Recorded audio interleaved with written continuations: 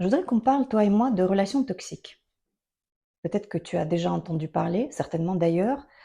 Peut-être tu as même été témoin ou victime de ces relations-là. Tu sais, ça n'arrive pas qu'aux autres et c'est plus courant que ce qu'on pourrait penser. Les relations toxiques visent à détruire l'autre. Alors l'agresseur va chercher à détruire la victime parce que cette victime possède ce quelque chose que l'agresseur n'a pas au fond de lui. Chez l'agresseur, c'est le vide sidéral. Et la victime possède peut-être, je ne sais pas moi, la joie de vivre que l'agresseur sait il n'aura jamais, ou la beauté ou la gentillesse. Tiens, ça me fait penser à un conte que tu connais bien, qui s'appelle Blanche-Neige, et qui illustre parfaitement bien une relation toxique. Souviens-toi, la marâtre, qui est la jeune femme à un point, tu ne peux pas imaginer, si tu peux, puisque tu connais le conte, elle va chercher à la détruire, à la tuer à plusieurs reprises. Donc déjà, elle va s'adresser à un chasseur. Le chasseur va refuser de le faire, pris de pitié pour la jeune femme.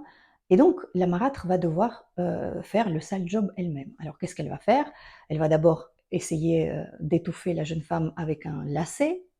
Ensuite, elle va chercher à brosser les cheveux de la jeune fille avec un peigne empoisonné. Et pour finir, elle va donner une pomme empoisonnée à la jeune femme. Et là, Blanche-Neige tombe comme morte.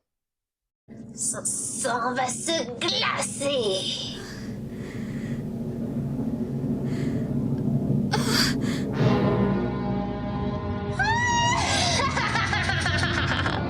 Ça y est, je suis la plus belle sur Terre.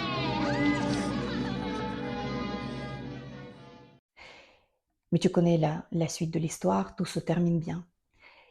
Sans parler des cas aussi extrêmes. Dans notre vie, il y a des relations qui ne nous apportent pas grand-chose. Les relations qu'on pourrait qualifier de stériles.